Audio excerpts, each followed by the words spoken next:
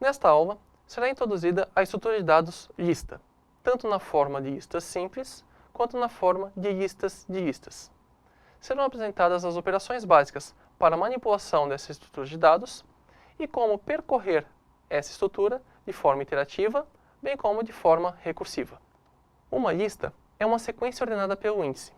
Ela pode conter 0 ou mais referências para objetos.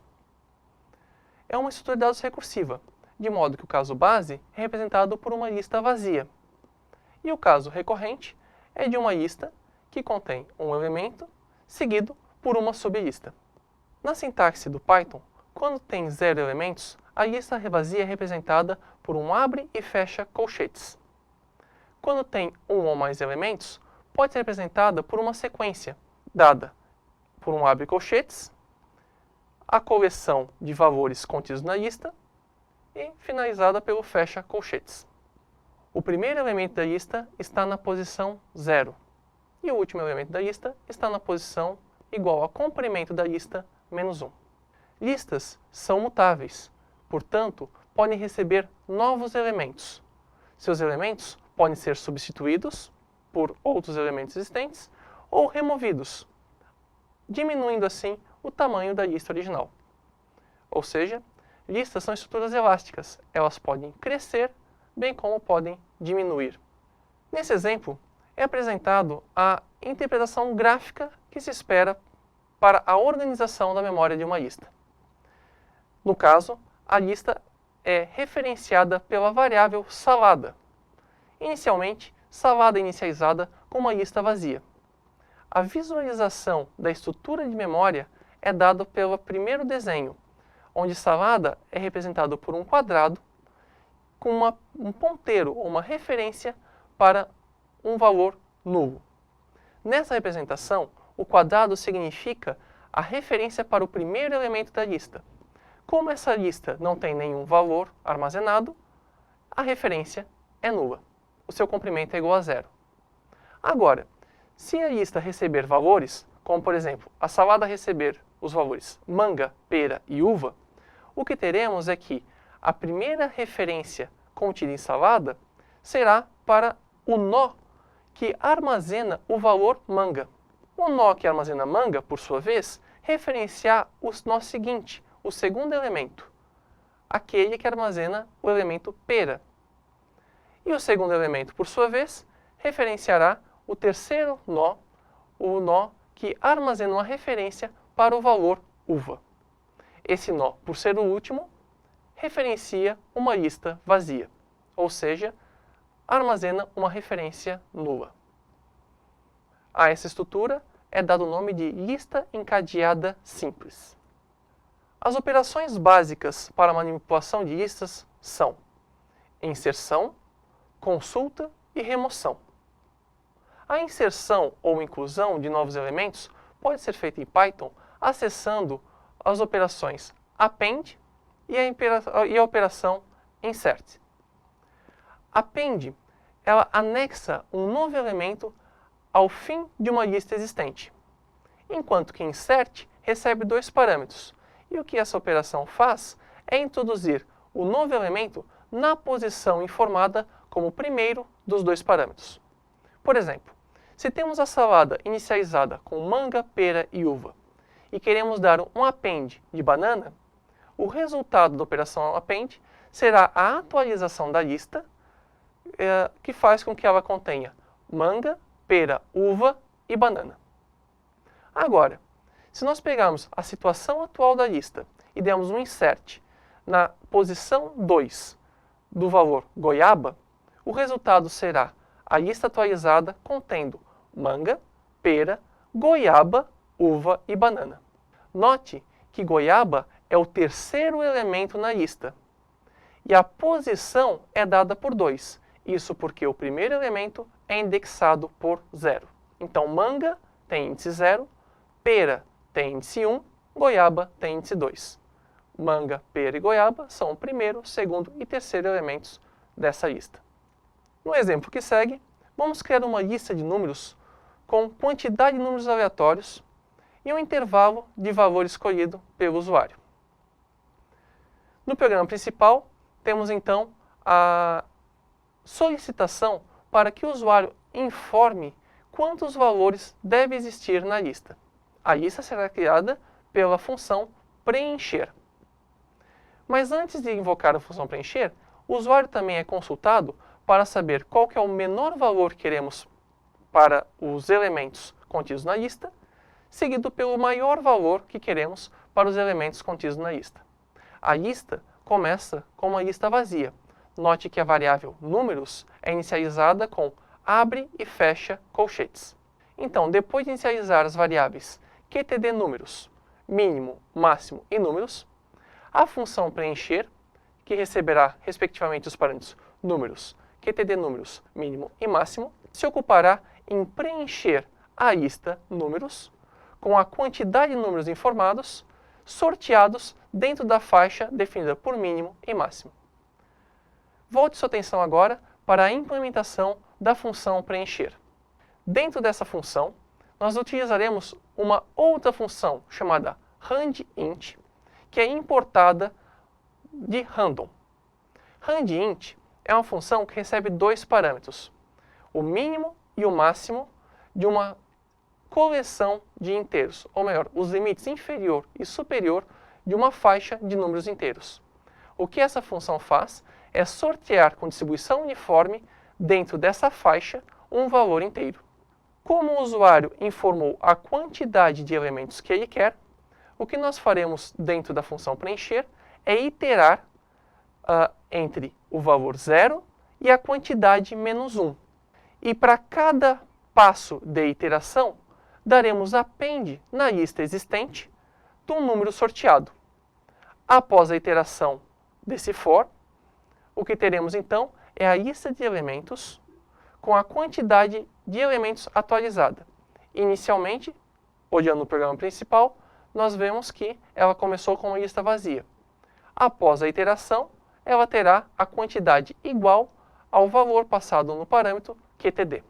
Essa função não retorna nada, pois o processamento é salvo dentro da lista de elementos, pois, conforme visto em aulas anteriores, é possível fazer alteração de objetos passados como parâmetro em funções, desde que esses sejam mutáveis.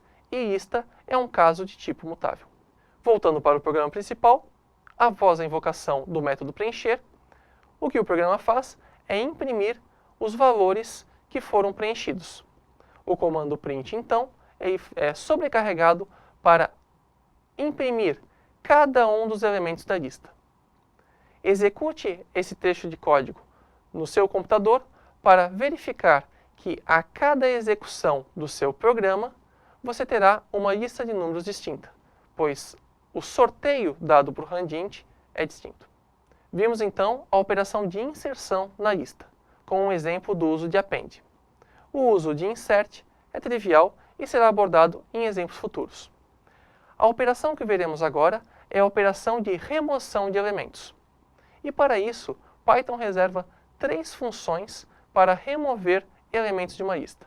A função pop retorna e remove o último elemento de uma lista.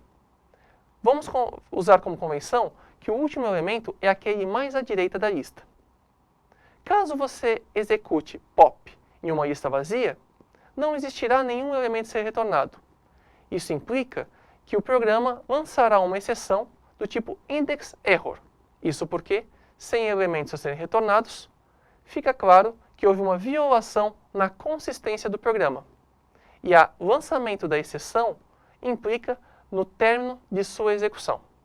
Pop também pode ser invocado recebendo um parâmetro, o parâmetro pos. O que nesse caso o pop faz é retornar e remover o item na posição pos informada. Lembrando que pos vai de 0 até o comprimento da lista menos 1. Caso uma posição inválida seja informada, pop lança uma exceção de indexError. Será inválida a posição se ela for menor do que 0 ou se ela for maior ou igual à quantidade de elementos da lista. Por fim, a remoção de elementos de listas pode ser feita pela invocação do método remove. Nesse caso, é removida a primeira ocorrência do item informado como parâmetro de remove, onde primeira ocorrência é a primeira situação, ou melhor, a primeira posição onde o remove acontece, considerando a ordem dos elementos da esquerda para a direita. Note que pop passando pos, você remove o elemento que está na posição informada, enquanto que remove passando x, você remove um elemento idêntico àquele que você informou. Caso o elemento informado não seja encontrado, o método remove lança a exceção value error, pois indica também uma violação na consistência. O programador esperava que aquele elemento estivesse na lista, mas não estando, algo está de errado e o programa reage lançando uma exceção. Outras operações úteis sobre listas são a operação de consulta de um valor específico, dado uma posição, a consulta do comprimento da lista, a contagem de quantos elementos de determinado tipo existem na lista e também a ordenação automática da lista. No caso da consulta, a sintaxe é a seguinte. Você pega o nome da variável que referencia a lista e, utilizando abre e fecha colchetes, você informa qual a posição a ser consultada. O resultado prático é retornar o elemento que está na lista na posição pos informada. Uma exceção é levantada caso essa posição seja inválida. Para retornar o comprimento da lista, utilize a função len. Ela recebe como argumento a própria lista e retorna um valor inteiro, que pode ser 0 ou um número inteiro, dizendo um inteiro positivo, dizendo quantos elementos estão contidos nessa lista. Para contar quantas vezes determinado elemento ocorre na lista, utilize o método count.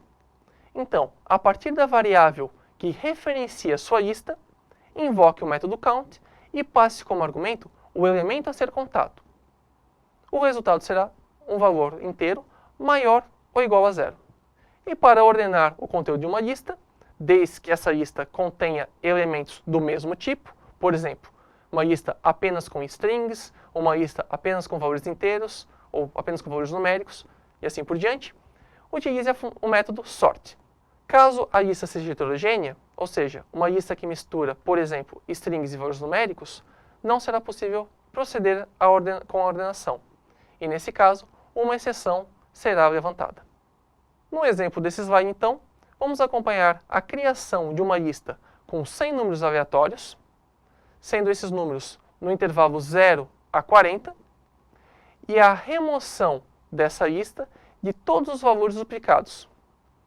E, por fim, vamos mostrar o seu conteúdo. Então, no programa completo, nós vamos ter dois subprogramas. O primeiro, a função preencher, que equivale àquela função preencher vista em slides anteriores.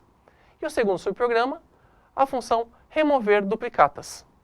Essa segunda função recebe como parâmetro a lista sobre a qual as duplicatas serão removidas. Daqui a pouco voltaremos para essa função. Vamos antes ver o programa principal. No programa principal, vamos inicializar uma variável com uma lista vazia, uma variável chamada números. Ela referencia, então, uma lista vazia. E essa lista será preenchida com 100 valores sorteados no intervalo 0 a 40. E esse preenchimento acontece a partir da invocação do método preencher. Em seguida, é impressa o conteúdo atual de números. Execute esse programa no seu computador e constate o conteúdo atual de números. Em seguida, é ativada a função remover duplicatas. Agora, volte sua atenção para a implementação dessa função. O que essa função faz é percorrer toda a lista do elemento de índice 0 até o elemento de índice comprimento menos 1 e contar quantas vezes o elemento atual, ou seja, que é indexado por índice, aparece. Se ele aparece apenas uma vez, tudo bem, não há duplicatas. Então, a iteração avança para o próximo índice. Porém, caso exista mais do que uma ocorrência do elemento atual, as duplicatas são removidas pela invocação do método remove. Note que nesse programa nós utilizamos um while para fazer a iteração, no lugar da utilização de um for. Isso porque o for é uma iteração contável. Nós teríamos que informar quantos elementos, ou melhor, quantas iterações nós queremos fazer para percorrer a lista do primeiro ao último elemento. Porém, nesse subprograma, o tamanho da lista varia. E ela varia em função da ocorrência de duplicatas. Então, nesse caso, é mais adequado usar um while e usar a condição de parada índice menor do que comprimento de elementos para verificar se nós já atingimos o fim dessa lista que está constantemente mudando de valor. Se já atingimos o fim dessa lista que está constantemente alterando o seu comprimento. O fatiamento consiste em, dado uma lista existente, criar uma outra lista composta de referências para os elementos contidos na lista original. A sintaxe para a declaração de fatiamento é dada de forma similar à da indexação, porém com uma diferença. Na indexação de um elemento, uma consulta sobre uma lista, o que nós fazemos é pegar a variável que referencia a lista e, dentre um abre e fecha colchetes, informar a posição a ser consultada. No caso de fatiamento, nós informaremos a posição de início, seguido por 2 pontos, um em cima e um embaixo, e a posição final mais 1. O resultado prático dessa operação é extrair uma sublista, uma nova lista, contendo os elementos indexados pela posição inicial até a posição final menos 1. Por exemplo, se temos a variável salada composta referenciando a lista contendo banana, caju, uva, pera, manga e kiwi, o fatiamento de salada composta indo da chave 1, do índice 1, até o índice 3, note que no slide está o número 4, porque nós queremos ir até o 4 menos 1. Então, se nós queremos pegar uma sublista, extrair de salada composta a sublista contendo os elementos indexados por 1, 2 e 3, nós escrevemos o programa salada simples igual a salada composta, abre colchetes, 1, 2 pontos, 4, fecha colchetes. Abaixo dessas duas linhas de código está a representação gráfica do que acontece na memória do programa. Na primeira linha, temos a representação da lista referenciada pela variável salada composta. É uma lista simplesmente cadeada, referenciando em cada um de seus nós os valores banana, caju, uva, pera, manga e kiwi. Após o fatiamento, uma nova lista é criada. Essa nova lista é referenciada pela variável salada simples. E essa nova lista possui 3 nós. Note que esses nós, cada um deles referencia o mesmo objeto contido na lista original. No caso, os objetos caju, uva e pera. Listas podem conter valores do mesmo tipo ou valores de tipos diferentes, sejam eles tipos primitivos ou tipos estruturados. Isso implica que é possível criar listas de listas. E é importante para o programador saber como a memória é organizada nessa situação. No exemplo desse slide, temos uma lista de listas, onde mercado é a lista mais externa. Ela, nesse exemplo, é composta por 4 listas. A primeira lista interna contém 3 valores. Um string, um valor inteiro e um valor em ponto flutuante, representando, respectivamente, o nome de uma fruta, o peso e o valor, o preço do quilo dessa fruta. O segundo elemento da lista mercado é a lista manga 20 6.9. O terceiro valor na lista mercado é a lista uva 30 5.9. E por fim, o quarto valor, ou quarto elemento da lista mercado, é a lista Caju 15 3.5. Então, mercado é uma lista de listas. Na memória, o que nós temos é mercado é uma lista simplesmente cadeada, assim como listas simples vistas anteriormente. Mas no campo que armazena uma referência para o valor, o que nós temos é uma referência para uma nova lista. Então, note que na estrutura principal temos mercado contendo 4 nós. O primeiro nó de mercado referencia a lista que contém como primeiro valor pera, primeiro valor armazenado ali no primeiro nó, o segundo valor armazenado no segundo nó igual a 100, e o terceiro valor armazenado no terceiro nó igual a 4.9. De forma similar, acontece a construção dos demais sublistas desse exemplo. Uma vez que é possível criar listas de listas, é importante que o programador fique apto a indexar de forma adequada um elemento específico na hierarquia que for dessa composição de estruturas.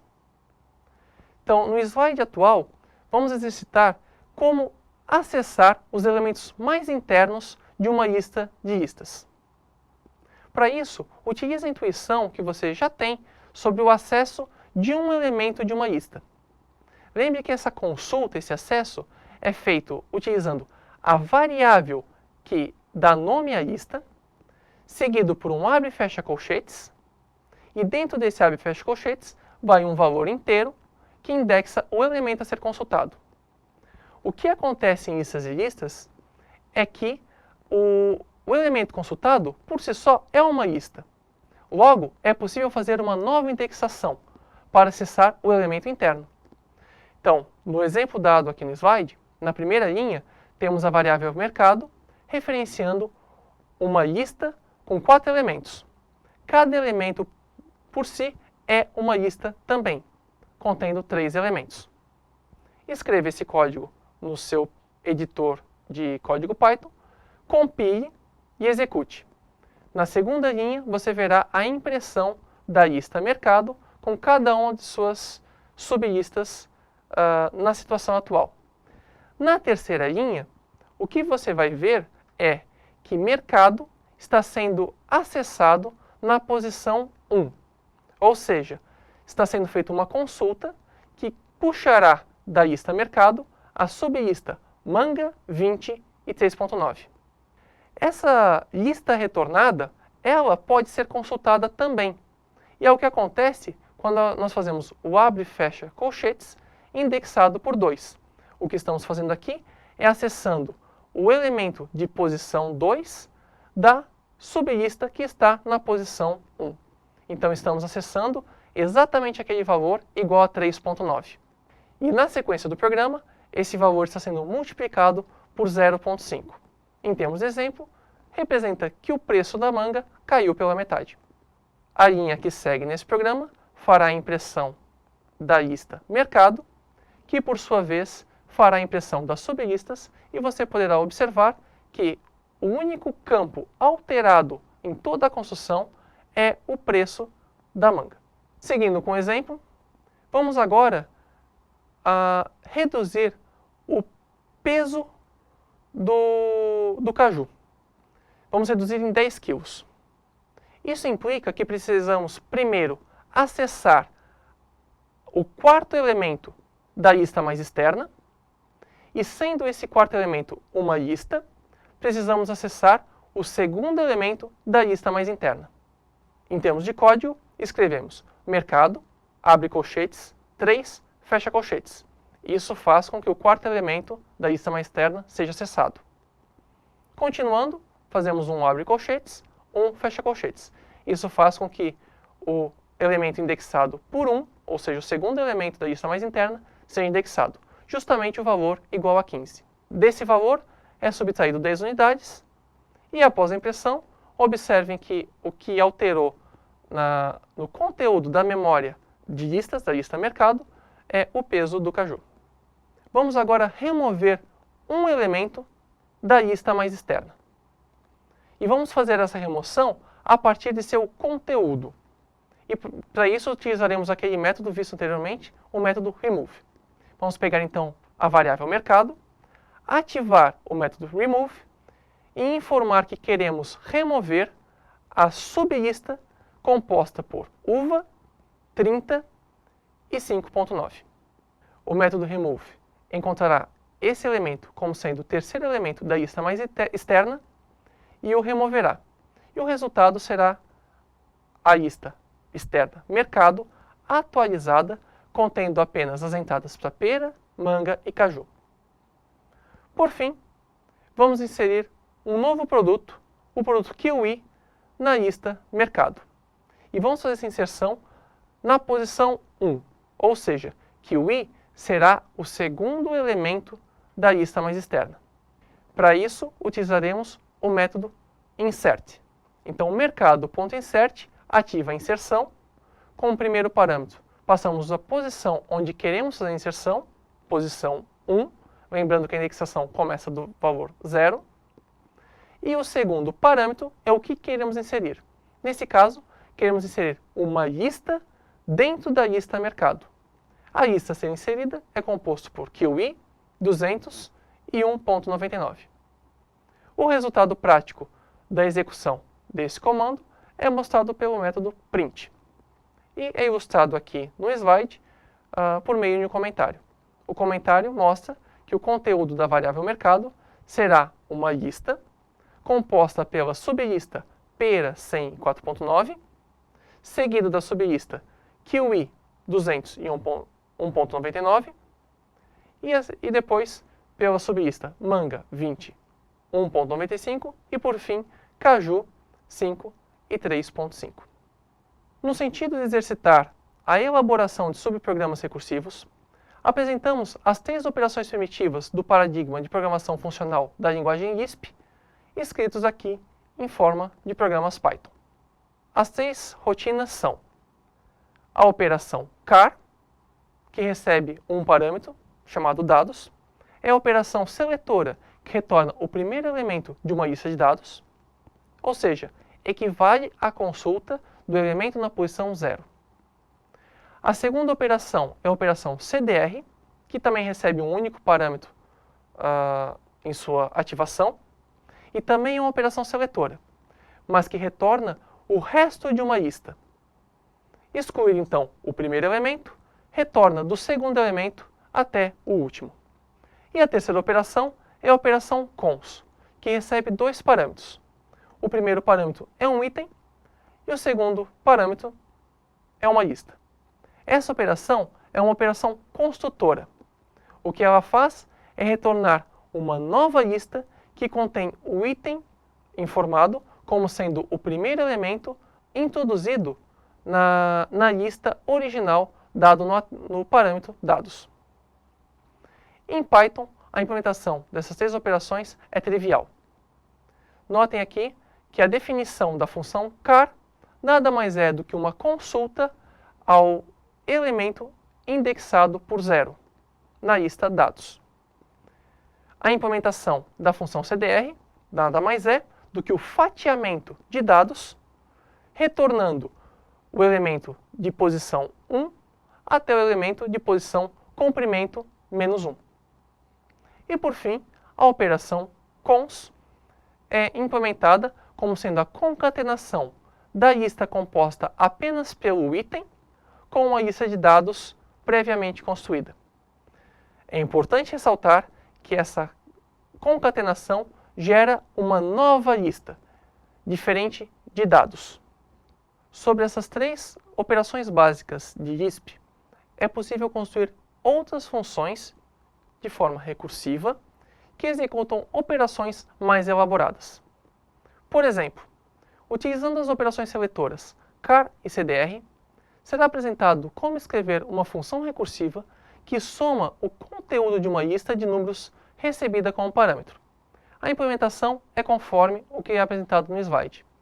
A função soma recebe um único parâmetro. Esse parâmetro nós chamaremos de dados. Espera-se que dados seja uma lista de valores numéricos. Caso dados seja uma lista vazia, nós atingimos o caso base da função recursiva. E a soma de valores numa lista vazia, naturalmente, é igual a zero. Agora, se dados não for uma lista vazia, precisamos somar os valores contidos nessa lista. E usando car e cdr, o que nós fazemos é usar car para acessar o primeiro elemento numérico contido em dados e somá-lo ao resultado da ativação recursiva da função soma, sendo que nessa ativação recursiva, soma recebe como parâmetro todos os elementos de dados, exceto o primeiro. É fácil imaginar que a lista passada como parâmetro na ativação recursiva, ela é cada vez menor. É sempre com tamanho de dados menos 1. Logo, o caso base será atingido eventualmente. Conforme vimos, é possível criar listas de listas. Logo, em algumas situações, será necessário adaptar essas rotinas Lisp-like para que processem naturalmente as listas de listas.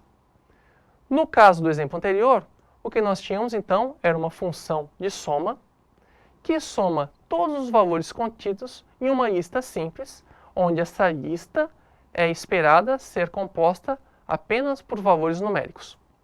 Agora, considere a situação em que você tem uma lista contendo listas de valores numéricos e você deseja fazer a soma de todos os valores numéricos contidos na sua coleção de valores. Nessa situação, é preciso então adaptar a função soma para que ela identifique quando ela deverá de fato somar os valores, e isso acontece nas listas mais internas, pois essas são primitivas, ou essas são de valores numéricos, ou quando elas devem considerar que o elemento atual, o item atual, é por si só uma lista. E isso acontece nas listas mais externas. E não é difícil fazer isso em linguagem de programação. E particularmente em Python é bastante fácil.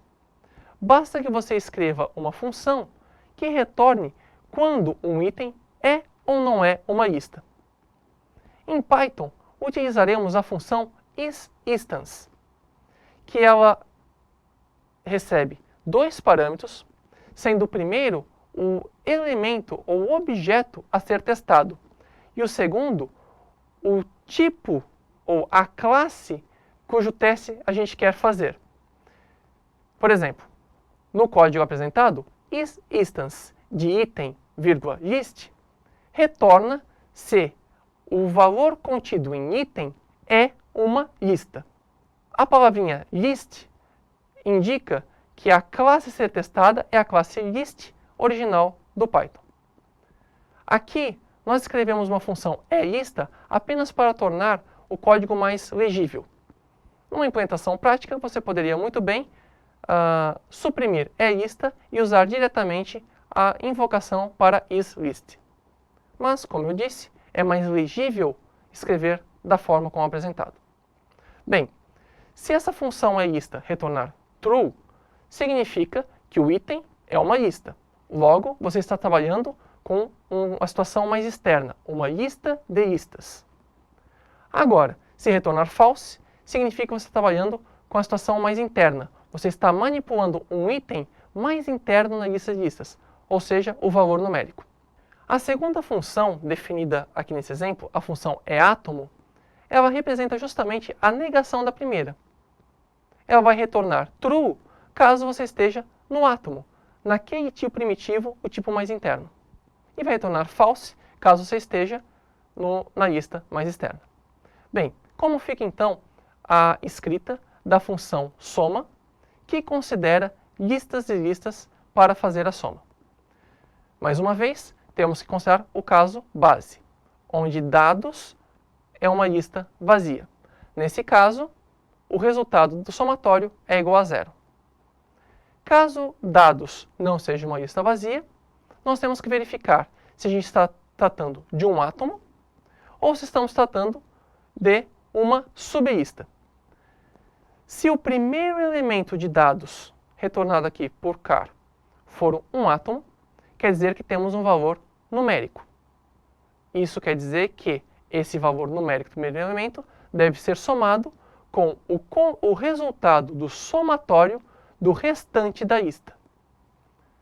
Então, vem aqui na quarta linha desse programa, temos return, car dados, retorna o primeiro elemento, que nós já testamos que é um átomo, que é um valor numérico, mais soma, então uma ativação recursiva, da cauda ou do restante da lista dados.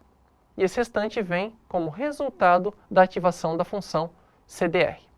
Agora, se não estamos trabalhando com um átomo, o que nós temos em mãos é que o primeiro elemento da lista dados é, por si só, uma lista. Isso implica que não podemos somar a lista, mas nós temos que calcular o somatório do que contém nessa lista. E daí vem a última linha da função soma, onde return soma car dados é a ativação recursiva de soma que extrai de dados a sublista e passa para a ativação de soma e o seu processamento. E o resultado desse processamento será o somatório do conteúdo dessa sublista. E esse somatório será, por sua vez, somado ao somatório do conteúdo do restante da lista dados. Como em toda aula, sugerimos fortemente que você faça os exercícios relacionados ao conteúdo apresentado nessa aula. Isso é importante para fixar os conceitos apresentados.